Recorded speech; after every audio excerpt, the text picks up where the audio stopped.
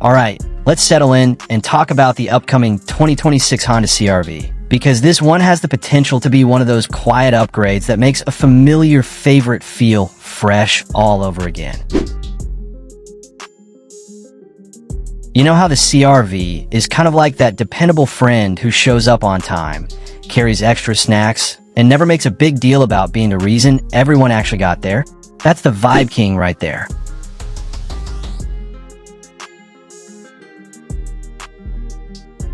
And for 2026, it looks like Honda's going to double down on what people already love while adding the kind of updates that make you think, yeah, that's exactly what I wanted, even if I couldn't put my finger on it before.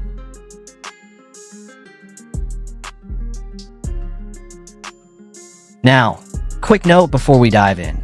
Details can shift as automakers finalize trims and options, so think of this as your friendly, well-informed preview based on what Honda's been doing lately, how the current model has evolved, and what the market is clearly pushing for.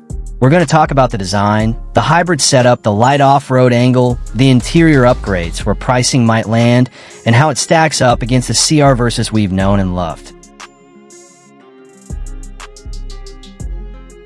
And I'll keep it light, breezy, no nerd speak, just the good stuff.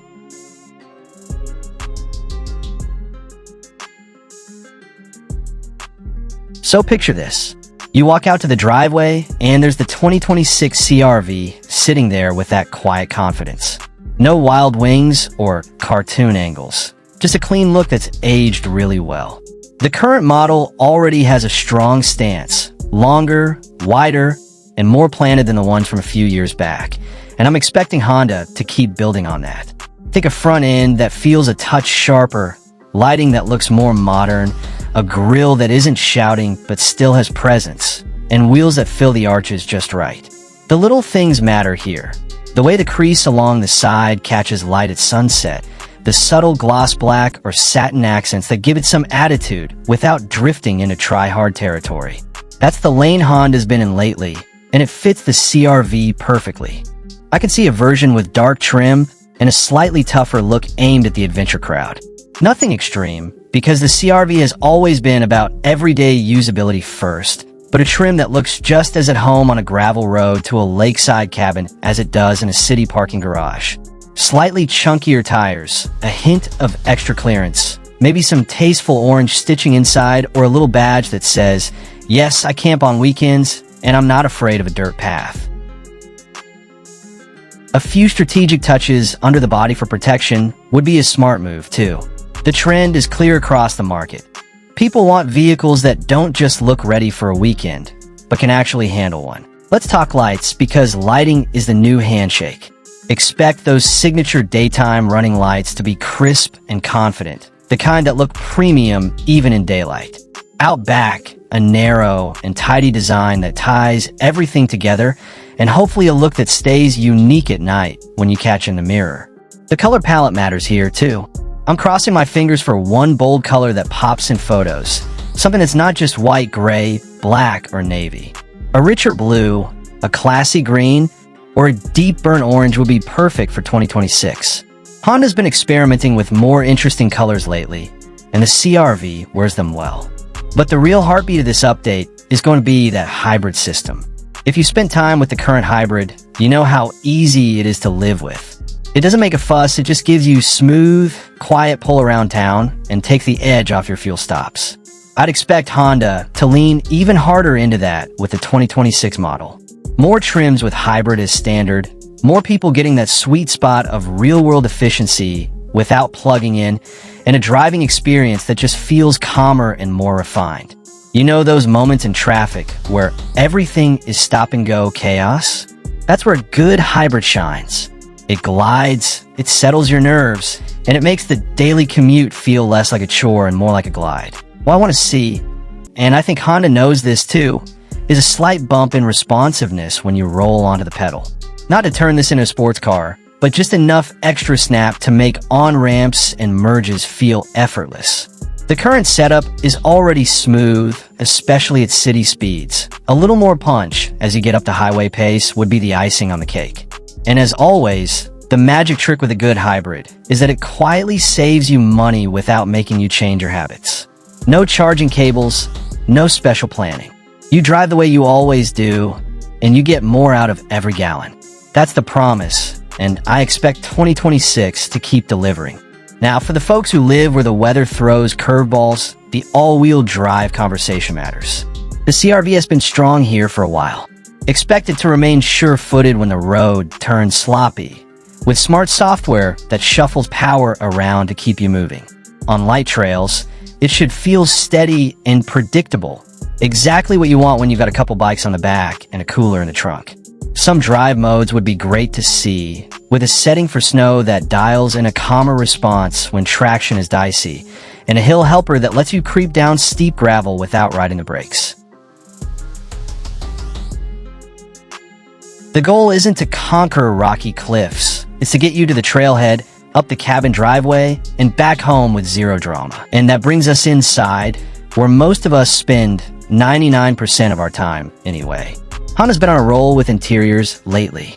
The current CRV already has that clean, horizontal dash with a tidy layout, real knobs where you want them, and a big, easy-to-read screen that doesn't feel like a spaceship control panel. For 2026, I'm expecting an incremental step up. Better materials you can feel when you tap the door panel or rest your elbow on the armrest. Seats that get the curve of your lower back just right. Quilted or contrast stitch options on higher trims for a nice touch of upscale. And a darker interior option that looks sharp without showing every speck of dust from the kids' soccer practice. If Honda really wants to win hearts, they'll make more of the good tech standard. Wireless phone connection across more trims, so you hop in and your music just plays. More USB-C ports because we're all charging everything all the time.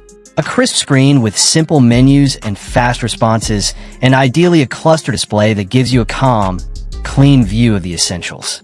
Give me a good camera view for parking, one that's actually useful in a tight garage. And while we're dreaming responsibly, a larger glass roof option would be fantastic.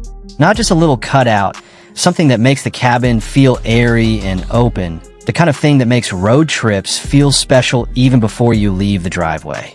The second row is a big deal in the CRV. Families, friends, ride shares. It's the workhorse zone. Expect the 2026 model to keep the legroom generous and the seatbacks comfortable for adults on longer drives. Those rear doors that open wide, that's a detail I hope stays. It makes getting in and out easier, and loading a child seat goes from wrestling match to quick click. Cargo space has always been a CRV superpower, and I'd be shocked if Honda messed with that. A low load floor, a wide opening, and a shape that just swallows strollers, groceries, folding chairs, camping bins, you name it. If you're the person who always packs just in case, this is your happy place. Let's circle back to the driving experience, because the CRV has a very specific feel that people come back for. Calm, solid, and grown-up. It doesn't bounce you around, it doesn't shout, and it won't wear you out on a long drive. For 2026, imagine just a bit more hush from the cabin, a little more smoothness over broken pavement, and steering that feels confident at highway speeds. Not twitchy, not floaty, just planted. The kind of tuning that helps you arrive less tired. And yes, I'm fully expecting a little sport flavor if you pick the right trim. Not because anyone is going autocrossing in a CRV, but because it's nice to have a hint of energy when the road opens up.